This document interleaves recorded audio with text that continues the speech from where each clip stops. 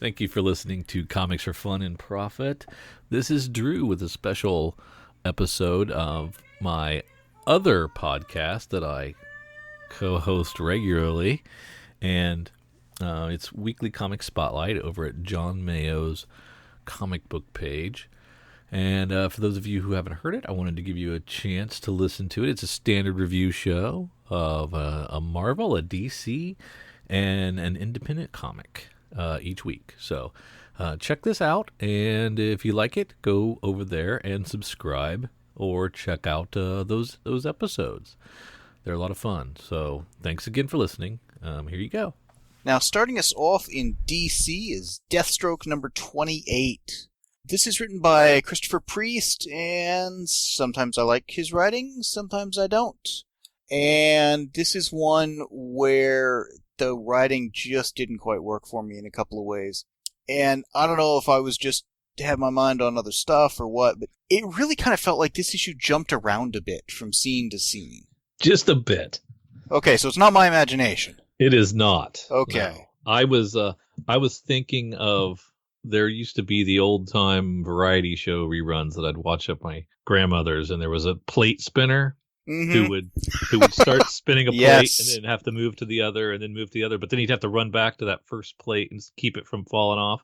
And that's what I felt when I was reading this. I was like, oh, this is a little section of the story. Oh, now we're going to jump over here. Now we're going to jump over here. We better get back to this thing. And that can work, I guess. But I too felt like there was a little too much jumping. I counted at least 14 jumps in time and space, not counting all the ones in like those rapid-fire flashbacks we got a time or two.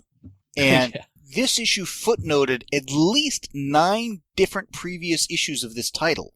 Yeah, there was a lot of them. And, I mean, there's a lot of story going on, but I think your analogy of the spinning plates is a really good one. And it's like there's almost too many stories to be told in this, and a lot of them are around not Deathstroke, but his family. Either it's Wintergreen, or it's his wife, or it's Joey, Jericho, or it's Rose, and not that Deathstroke doesn't show up, he shows up quite a bit and has a lot going on, but like after this last arc, which in theory I think this was kind of closing out with the whole Defiance stuff, with that team, they were just completely tossed to the side in the annual last week or the week before. I mean, I just read that before reading this. And it was like literally one character wakes up, and in the span of like going down for breakfast or something, everything falls apart for the team. She basically, ostracizes everybody. It was amazing, and it was very much like, okay, we're done with the story. Let's disperse these characters we don't need and focus back on what we want to tell.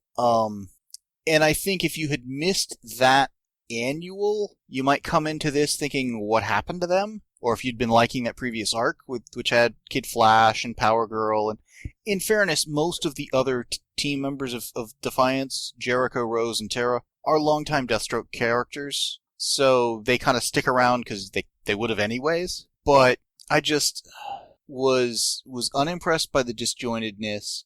The art didn't particularly wow me. And there was an almost Liefeld-esque quality to it in places where proportions and perspective and stuff didn't feel quite right. Not, oh my god, you've got to be kidding me, but enough that it didn't help the story either. But I couldn't tell how much of that was just I kept getting kind of thrown out of the story by the jumping around that the writing had. Yeah, the team of Diogenes Neves is the penciler with Trevor Scott on inks.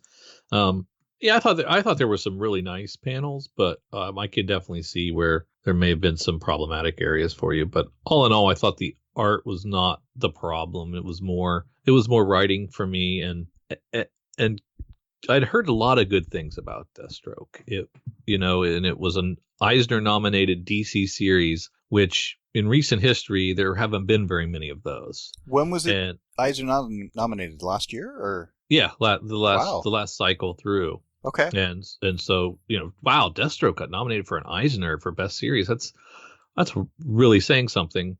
And so, I keep attempting to hop on sporadically since then, and I haven't found that, whatever that is, that other people are finding in this.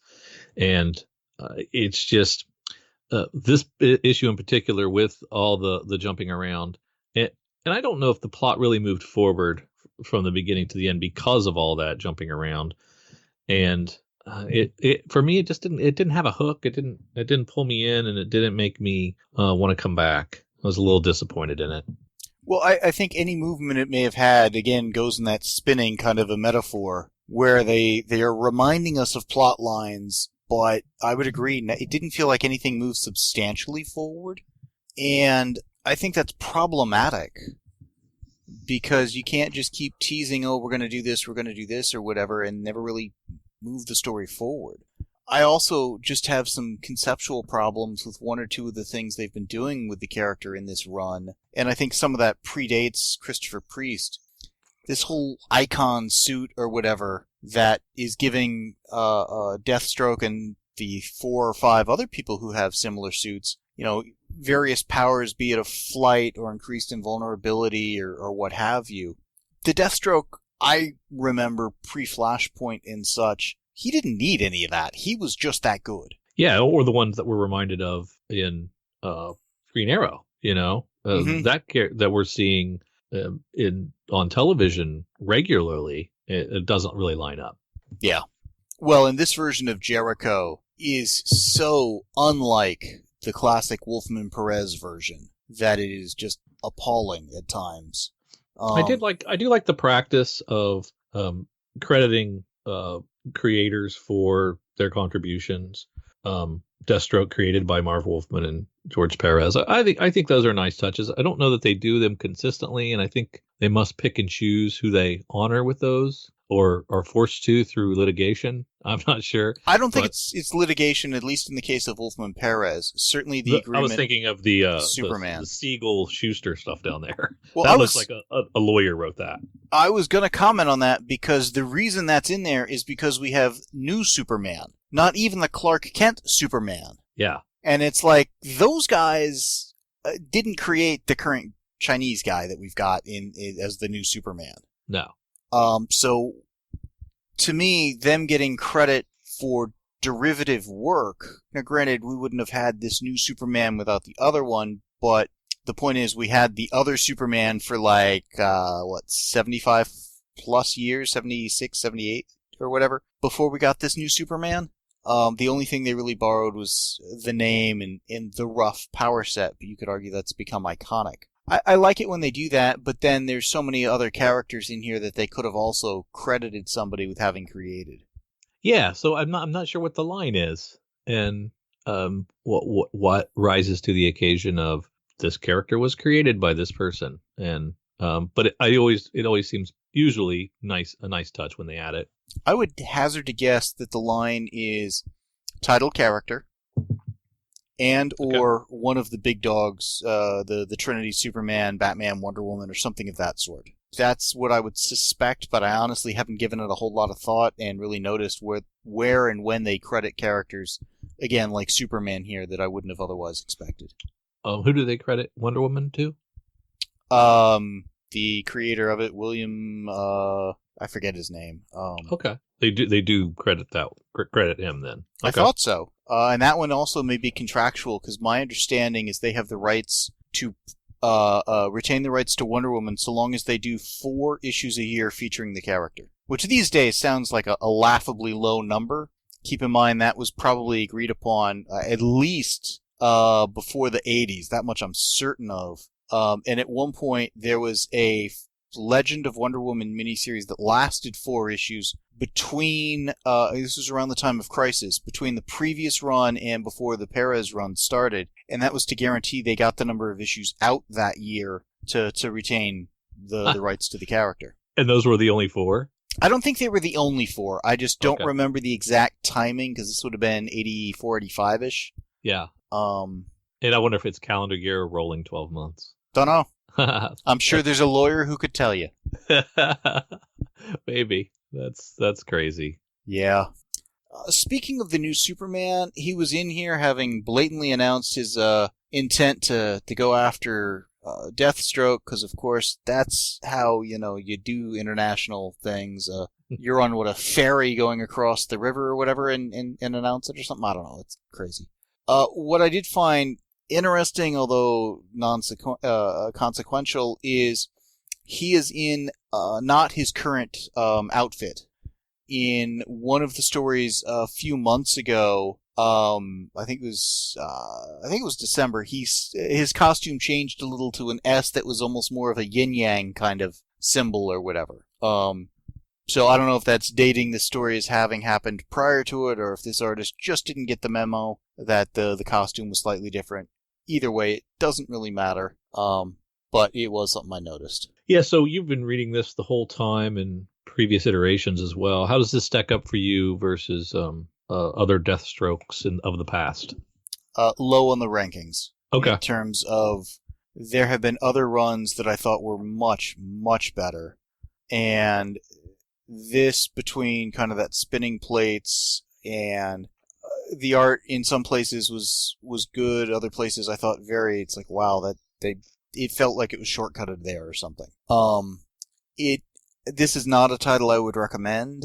I like the character, but frankly, if I wasn't a longtime fan of Deathstroke and related characters like Tara and Jericho and Rose and stuff, this could be a pretty easy title for me to cut. It's not one that, like you said, it didn't hook you, and I don't think it would hook most people. It's not so bad that I feel, I've got to drop the title or something, but I would certainly be game if they got a better creative team, or at least one more to my liking. Let me phrase it that way. These guys aren't doing a bad job. It's just not really working for me. Yeah. Makes me question the Eisner process a little. But maybe there was a run that last year that really was amazing, and I don't know. I'm not seeing it here, and this issue, even though it's a first issue of a story arc, it's not one I would recommend and hand to someone to say, here, check this out. You'll get a good sense of whether you want to read this title or not. So kind of a bummer of a jumping on point, and definitely a jumping off point for me. I think I'm going to go with a D+. I can understand that. I think it was a first part of a story, but more really first part of a chapter, because this was definitely picking up on the heels of past events. So I think DC's been fudging the part one aspect a bit. I'm going to go with a C- on this. Like I said, it's not the worst thing I've ever read. It didn't really connect with me, and I think if they were to focus the storytelling, that would be advantageous for the title, but they're going to do what they're going to do. And I think it was definitely a different creative team that probably got that Eisner nominee. But even when they had like the crossover with the Titans and stuff, where I thought it was much better than this, I wouldn't have said it was the best thing coming out from DC, much less all of comics or something. So I don't know that I'd have gone with the Eisner nominee for it myself. Yeah, it makes me question their process. Yeah. A lot of good DC stuff, and to select this one, I don't know. I wish there was something that the judges would do to elucidate their thinking on this, as to we thought it deserved it because, not just, hey, it won. Because maybe they saw something in a particular story arc or a particular aspect of it that either is escaping my memory right now, or I just didn't feel the same way on. But yeah. Yeah, you never know what it takes to get in the short list. Yeah. Shall we move on to our Marvel book? Yes. This is X-Men Red #1, because we need apparently another X-Men team.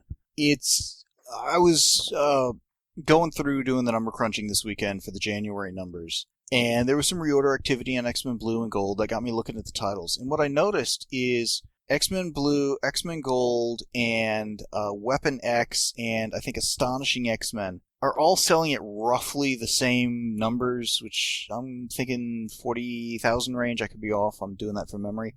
My point being, there's no clear flagship for the X-Men franchise right now, and here they are tossing in another X-Men book. And this one, of course, featuring the recently resurrected Jean Grey and some other characters.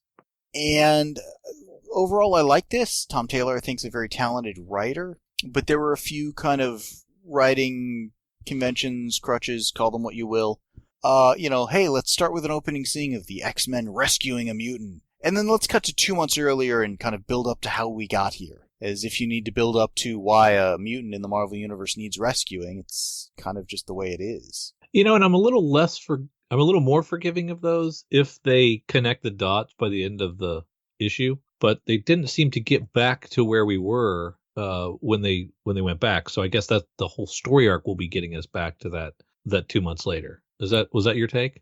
Yeah, they didn't connect at the end of this. If it takes 6 issues to find out who Heather is and why we should care, like maybe, I don't know, what her powers are or something, I'm going to be a little disappointed by that. And there were a couple of other characters that show up, specifically Gentle and Trinary, that I'm assuming are not having been seen before characters. I hesitate to use the term that they're new mutants, because that's a different team.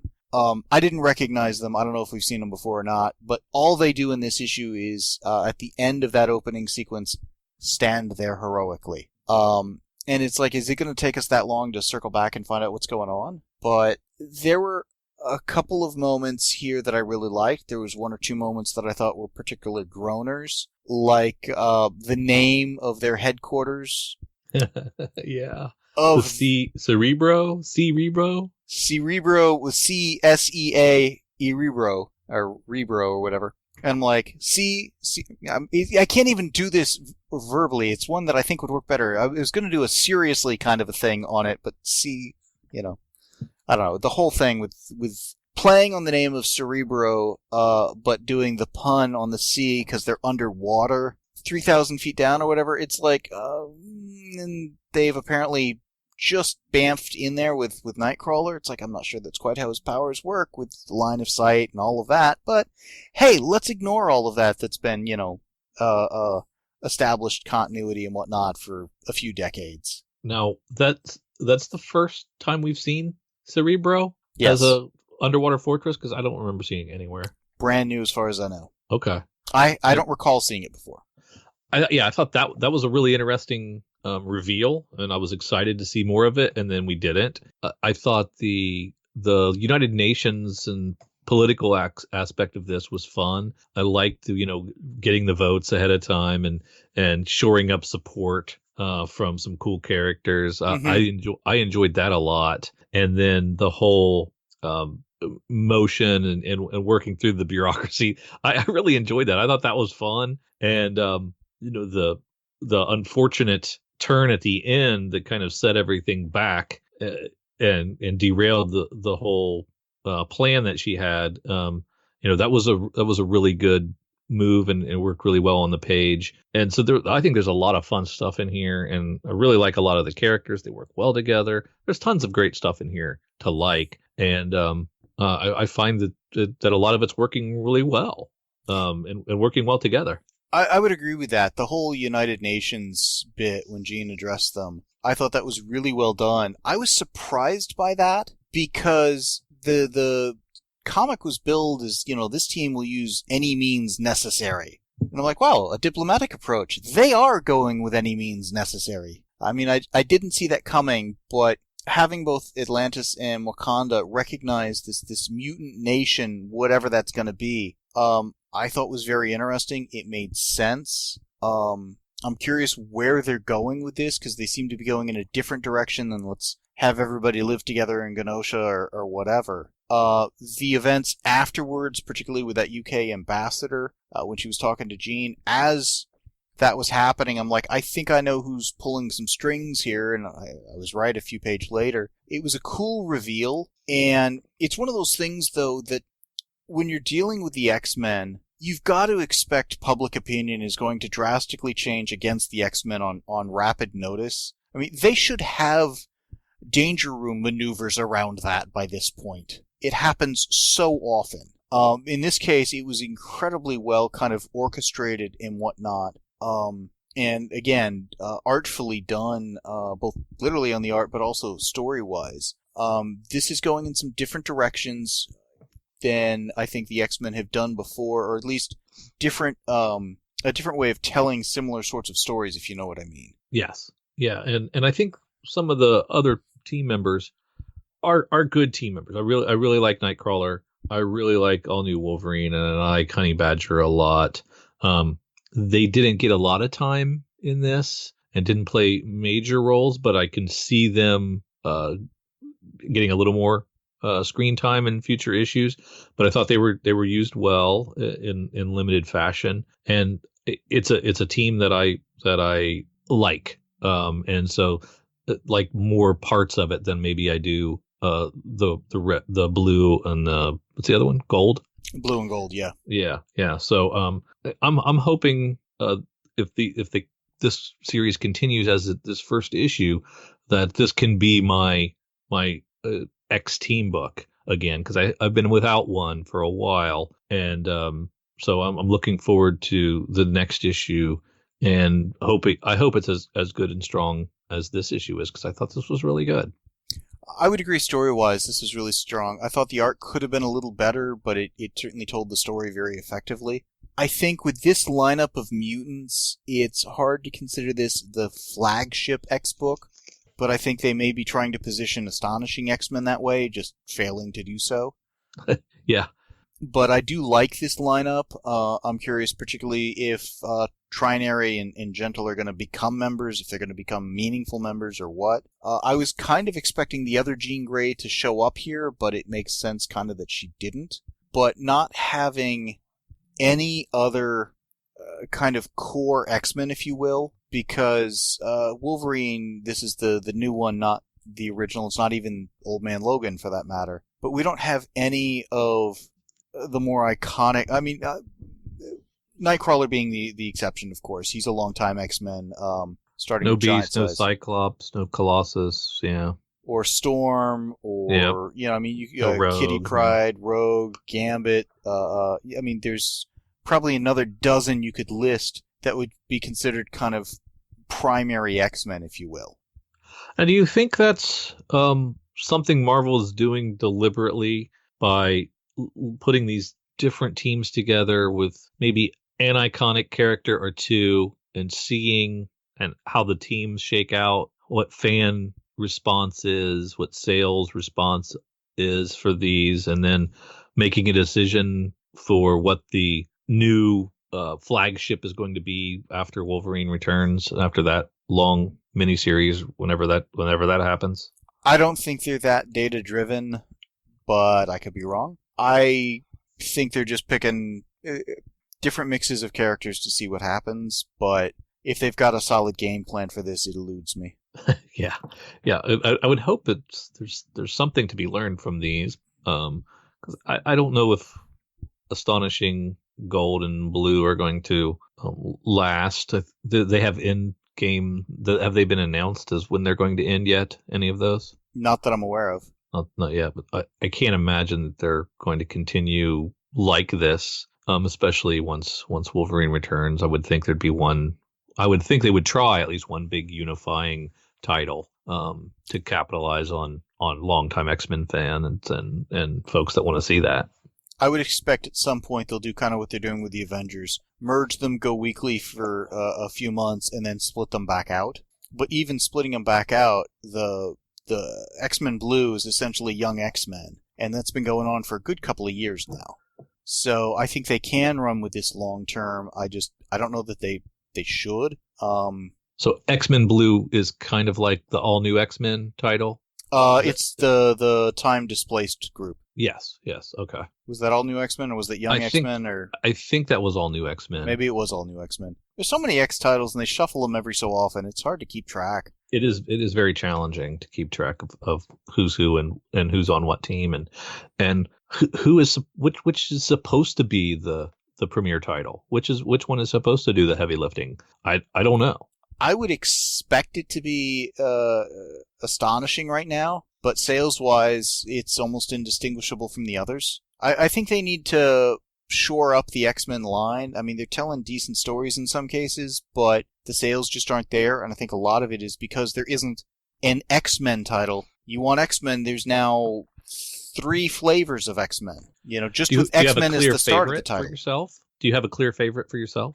I've tended to be enjoying probably Weapon X the most out of them. After that, I would probably say blue, and then it's a bit of a toss-up between gold and astonishing. Okay. I'll tell you right now, if I were over at the XR office, the change I would make is I would add Jamie Madrox, the multiple man, to the team. And by which I mean each of the teams. And he could do it. He could be in multiple places at once. Why not? This was a fun issue. It's got a lot of promise. I think Tom Taylor's got a lot he can do with the X-Men, and I'm looking forward to seeing it. Like I said, this is a different approach to some of the classic X-Men kind of problems or whatever. And I want to see where he goes with it. For me, it was a very solid B, and it's one I would recommend people check out. Yeah, I think story's king here. I think Tom Taylor did a really good job of hooking me, bringing me into this.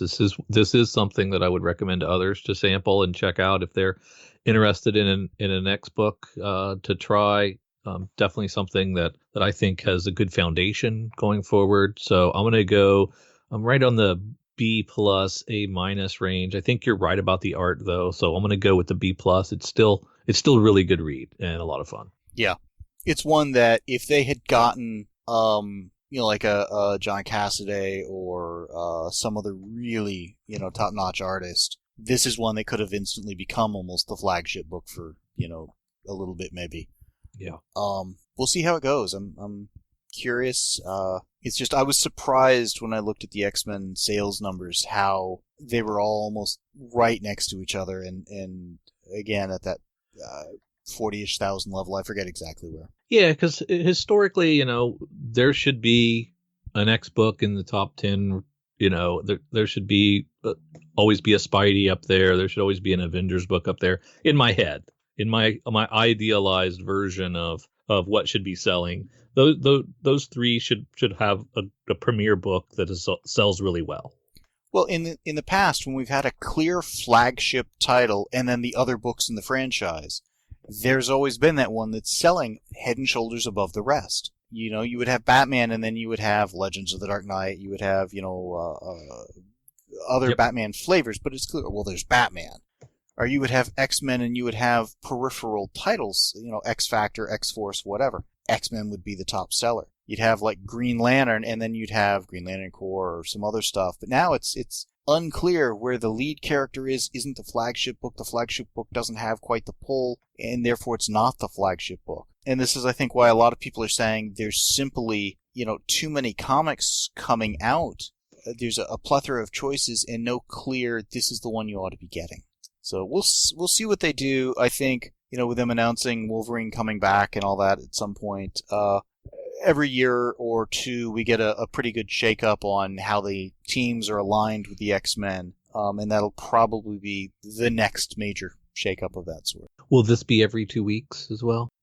I am not sure. It would not surprise me. Matter of fact, I'd be a little surprised if it was not. And what that means is we may get a different artist on the next arc, just because I would imagine they'd need to kind of swap them out every other arc. Yeah, and that might be an improvement. Could be. Shall we move on to our other book? Yeah. This is Versus #1 from Image. It is by Ivan Brandon and Esad Ribic on art. And this is one that I've got kind of mixed feelings on. Did you pre-order this, or is this a sample from the PDF? A sample from the PDF. Okay. And it was one that I looked at and I'd considered getting, but just didn't pull the trigger on. And having read the press PDF, I'm kind of okay with that. Because, the art is exactly what I expected out of Esad Ribic. Yes. But the story, it didn't connect with me. And I don't know, part of it was the way it started was really slow and quiet. And I don't mean like in a wordless sense, but, you've got these people, there's, as you find out, 5 pages in before we actually see anybody? They're waiting, they're apparently in a war zone or whatever, and it takes like 5, 6, 7 pages before we really get things starting to happen. And I'm like, okay, you've got, I don't know how many pages this was, 20-ish or something, and you've just spent at least a quarter of it with a slow tease. And I'm like, man, you've got to get me hooked in this first issue, and that's not doing it. And then we get this battle, and I'm not sure why they're fighting, who they're fighting, and what's going on, and it looks like they're pretty much getting toasted. And then we get this bizarre thing happen, this vid error, and we get a 3-minute war delay. I'm like, I'm not quite sure I'm understanding what's going on there. And this is where I started to get a little bounced out of the story in terms of they've got an idea here, but I'm not following because they haven't really explained. And then we start getting the captions for the TV coverage equivalent, the ads, and some other stuff like that. And I get these are in-world and it's supposed to be giving us flavor and whatnot. Didn't add to the story for me. And then we get to one point, and then I hit this flip to the next page, and suddenly we're elsewhere, else when. And I'm like, when did this guy get injured? I assume that's the guy I was just looking at, but he seemed fine there. I guess something happened afterwards. It just kind of threw me out of the story. Yeah, I mean, I was a bit confused. I mean, I guess it's some kind of televised war show of some sort that, and you know, it's bloody and it's violent, but you know, you can't violate the rules of it, or even though you kill the other guy, you still are disqualified from the match or something. I guess that there's kernels of stuff that could be interesting, but unfortunately the execution is so unclear really what's going on that I wasn't able to really enjoy it. There were like little pieces of things like, okay, I guess this could be interesting, but I don't really get this story well enough to know who everybody is and what exactly is happening in this world and what is this world. I mean, you didn't really do a good job of building this for me, and the art is quintessential Esau Ribic. It's very nice in places and really fully rendered and detailed and lovely, but that's only half the battle, and unfortunately I don't think the writing is anywhere near that level of the art. And I was kind of lost, and not in a there's so much cool stuff here, I'll get it later. It just lost me and never really hooked me throughout, and it was kind of disappointing because I had higher hopes for this. Well, yeah, it was one of those things where, again, the art I don't think was falling down on the job, but some of the storytelling decisions of, okay, let's flip from one character to another as if we're flipping, channels on the TV screen or what player view we're watching or whatever. It made it harder to follow the story. There are rules to this game, but we're completely in the dark on it. And it may be something that as we get more uncovered and revealed or whatever, it may make more sense. I don't know that it's really going to get the chance for that because it's a rough market out there, and I think a lot of people are potentially going to read it and say, I don't get it, I didn't follow, why should I come back? And I didn't feel there was any character that I was connected enough to make me, I want to see what happens to that guy, I was disappointed. Yeah, this is one of these where I'm sure Eric Stevenson greenlights this because Esau Ribic is attached to it. And well, yeah, if he wants to do a creator owned, let him do it here, and not going to worry too much about what the content is. And that can sometimes be awesome, and sometimes it can miss its mark pretty badly. And I think this is a miss, and I don't think it's going to connect with a lot of readers. I don't think it's just you and I. I really think there's some definite storytelling that's missing here, for a first issue, for accessibility, for fun. It's just not in this book, and not something that I think a lot of people will say, I just can't wait to read the next issue. I don't think there's anything here to bring you back. Yeah, I was following or watching the events, but I couldn't follow the story, and that it's the story that brings you back from issue to issue. Maybe it's going to connect to people, but it'd be one of those again. I wouldn't fully understand why. Yeah. I actually pre-ordered this, but I only pre-ordered the first issue. Pre-ordered the first issue just to check it out and see if it was something for me. It is clearly not. I think the art does. If for people that love art, you're gonna be well rewarded here, but you're gonna be lacking in the story. So I'm gonna go with a C- and just not for me. Yeah, I'm right there with you. It's if it wasn't for the art, I probably would have gone lower. Yeah. But again, Esad Ribic does great work, but I just wish it was a story that had more to it. Yeah. I also found one or two things on the text page at the interesting, the back, kind of interesting and almost laughable on just how hard it was for them to coordinate the schedules and get this out. Because I mean, the writer he's so busy with his day job over at Paramount Studios, and Esad, he's got this big event over at Marvel, another one with Louis Vuitton and this other stuff. They're just so busy, you know. And I'm like, are you trying to get sympathy out of us? And this is one of those where is not all the time, but more often than I guess I care for. I'll get a first issue that has this is what it took for us to pull this together. I hope you guys love it. And invariably is not followed too long afterwards, with the, this was a passion project. We're so sorry it's ending, but it just didn't work or whatever. There's a little of kind of the award acceptance speechness to some of these back pages at times that I just find humorous. It didn't used to be that way. Yeah. It was fan letters. Some still do that. Few and far between, though. Yeah. It's usually essays. A lot of essays now. Yeah. Which are fine sometimes. Sometimes, Lazarus essays are pretty cool. Brubaker essays are pretty cool. BKV does great back matter. But I don't know. Some of them fall well short of that. Yeah. Thanks for listening to John Mayo and I review a DC, a Marvel, and a other publisher's book. We do that each and every week. If you enjoyed that, and check back here. And you can also check out John's podcast, The Weekly Comic Spotlight.